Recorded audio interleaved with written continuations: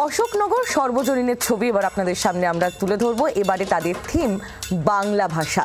দেখুন,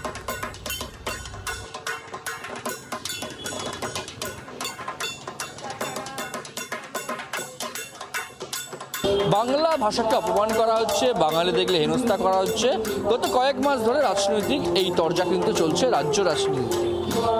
বাংলার প্রধান উৎসব দুর্গাপুজোতে কিন্তু তার ছাপ পড়েছে। আমরা দেখতে পাচ্ছি শহরে বেশ কিছু পুজো মণ্ডপে এই বাংলা ভাষাকে অপমান করার প্রতিবাদ কিন্তু দেখা যাচ্ছে থিমের ভাবনায়। এবং সেই জায়গায় দাঁড়িয়ে এই মুহূর্তে আমরা রয়েছি অশোকনগর সার্বজনীনে।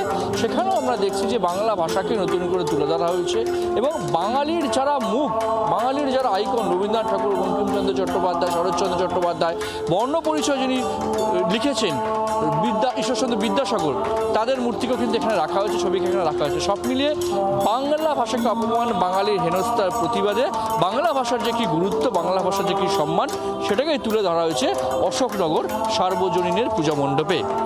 জি24 ঘন্টার জন্য ক্যামেরায় দেবাশিস বটব্যালের সঙ্গে প্রবীর চক্রবর্তী, কলকাতা।